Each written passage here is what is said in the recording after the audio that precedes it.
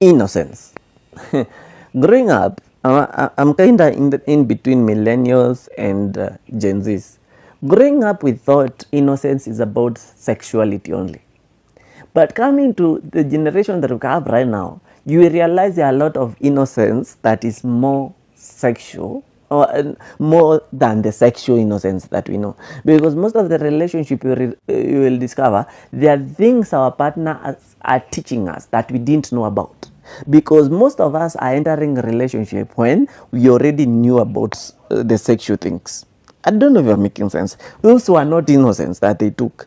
There are things that they teach us, like for example, there is the innocence. Someone can teach you how to take drugs. You didn't know. They took you out your innocence. They can teach you how to how to take alcohol. That is another innocence. But there is another innocence of how to teach you how to become a wife, because you are not taught. You just thought that this is how life is. So ask yourself, which innocence is good to me? Because at the end of the day, we are glorifying some other things that nowadays smoking for a young person is normal. So you wonder, what am I as a man coming to meet you not knowing for me to teach you maybe? Strip down. You know, when I was growing up, and I'm sorry, sometimes I take you back in the days. I remember going to a swimming pool and just wearing a swimming costume was kind of taboo. Like, it was weird. It was not normal. Nowadays, you pass through the road, you discover a lot of people are just, it's like they are walking naked. Like the clothes they are wearing, it's like it's everything, it's outside. And you wonder what is happening to our generation. Because nowadays, you discover your partner can be stripped down anywhere by anybody, or can strip down anywhere, no matter who is around. Because that decency of my body just belong to my partner, it's kind of becoming a cliche. So you find a lot of relationships, they have nothing that they are sharing on their own. Because whatever I can do to you, someone else can do to you, and you can do to someone else. It is an error. Impulsive nature. Okay, this one I will be biased because I don't believe in planned things. I believe in impulsive things, like spontaneous thing. Weirdly, is it weird? Because I don't believe planned things work. Okay, someone can teach me something different, but I work with impulse. Whatever I feel to do, I do. And most of the okay, it's risky because I can wake up and just break up with you. Can wake up and just decide today is a trip. So there is the positive and the negativity of it. But I usually see like positivities are many, because at the end of the day, you will find you will enjoy more than someone who is planning. Because by the time I plan for us to go to a trip in Dubai, my impulsiveness has taken us to around local tourists attraction site several times before that day. So it's a plus. So it's for you to decide. It's not a bad thing, but there is a positivity and negativity about it. Feel at home. A phrase that we have misused. You know, a home is where your heart is at peace. You could be having a house, but in reality, peace is a past tense. It's a vocabulary you learned in school, or you remember it as a memory. And now you're in a relationship, you never feel at home. You don't feel peace at all. You rather go and sleep there outside rather in that house. And that is a dangerous place to be. And that's why I understand when rich people leave their home and they go start another life with a ghetto boy, with a ghetto girl somewhere. Why? Because they feel peace there. They feel at home. And I want you to long to feel at home. Instead, some of us are in a relationship, when we see our partners, we are like, damn, why did you even come home? You could have stayed where you are. You have reached a level that you don't even remember if they are coming or not. It doesn't matter. You can sleep, and then they come and ask you, you didn't ask me where I was. Why? That's a prison. And I know maybe you are there because of the kids, you are there because of finances and all that. But let me tell you something. Sometimes it's good to look for your life. God gives people who believe and work hard. If you work hard, please don't stay in a place that you don't feel at home. You need to feel at home, both mentally, spiritually, physically, even emotionally. Which girl doesn't want princess treatment? Which girl? Show me that girl. But now the problem comes here. You want to be treated as a princess, but you don't understand why someone is treated as a princess. You need to understand the nature of a princess. Are we together? This girl is a flower to the father. Okay? So if you want to be treated as a flower of a father or a flower of your husband, you need to be valuable. Let me call it worthy. Are we together? And that you see, old people treat their wives like a princess, and they are already old. Why? Because they have a history, they have gone through something, this person was there for them, they built together, they did things together. But you want a rich person to treat you as a princess. Let me tell you something, the only thing that person can do is use you. And that prince, but they long for a long-term princess treatment. The problem is you are getting seasonal princess treatment. Why? Because they don't value you. You are not worthy to them. They look for you when they want to use you, when they have free time. Princess treatment are treated daily. Why? Because they are worthy to that person. You want to be treated well on Saturdays when you are going for a kasherehe somewhere. Let me tell you something. There is someone somewhere who is being treated the same Monday to Monday. Monday to Monday. So add worth in your partner's life.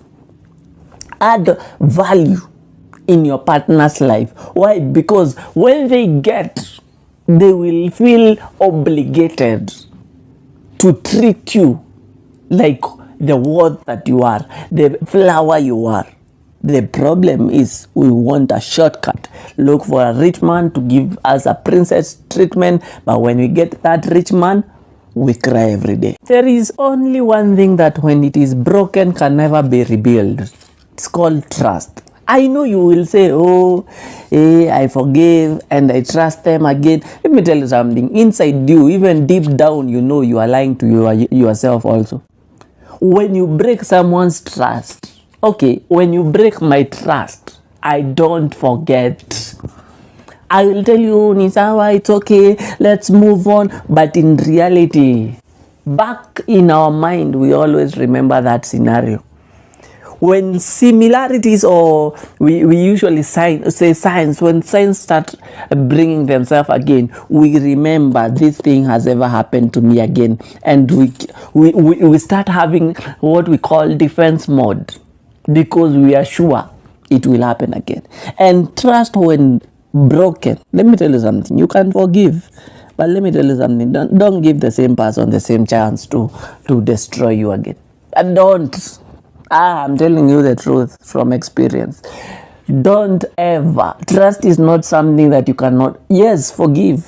But when the trust is broken, I know the first mistake, maybe it was not that big, trust was not broken. But the moment you realize your trust for your partner has been broken, please, don't even try to find tapes and glue to fix your trust issues. No, it cannot be mended. Career.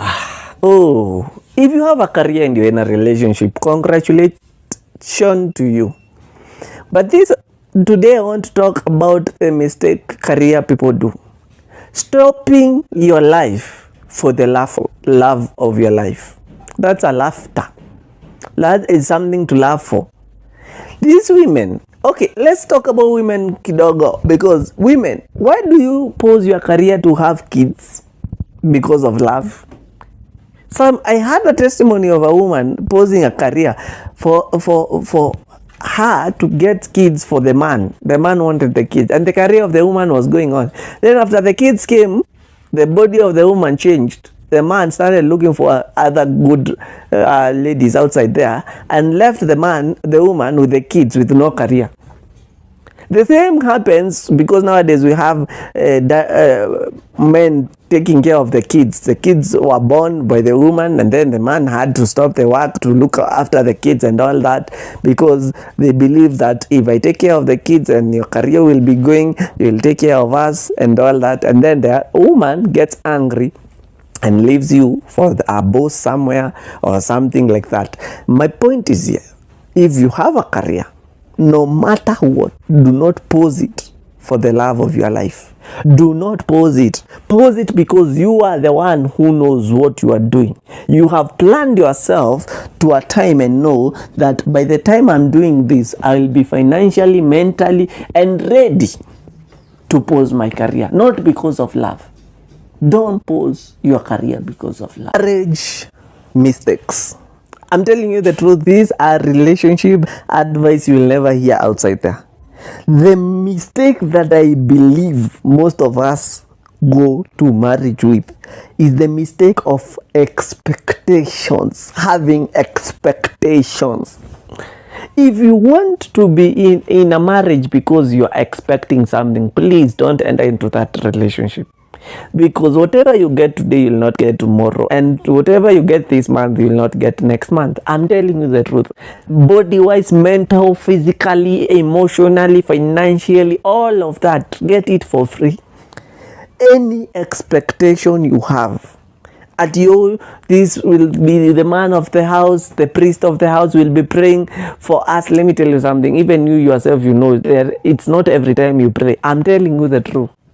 It reaches a place you hear another theology and you are like, is still Christianity? Is it making sense? Is it Muslim? Is it making sense? Why? Because things change.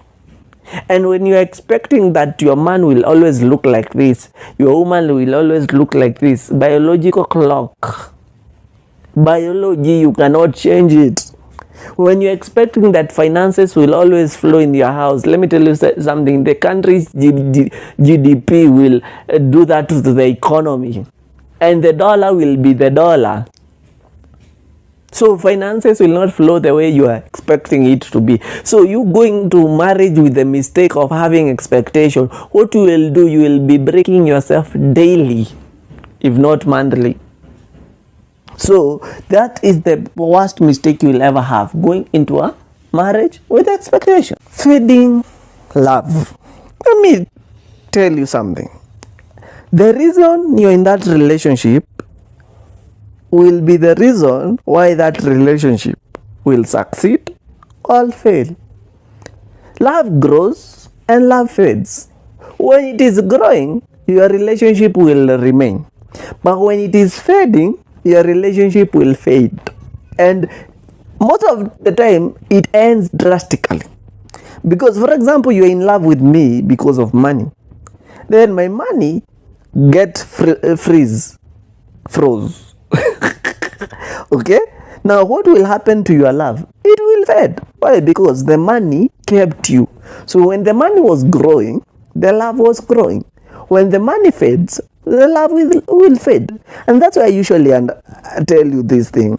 I want you to understand why you're in a relationship with the person that you are with. Because that reason, it will be the reason which will kill or build your relationship. And there is nothing you can do about it. So if I was you, I could look for a reason that is not external. A reason that I cannot explain. A reason that cannot be factored by external factors.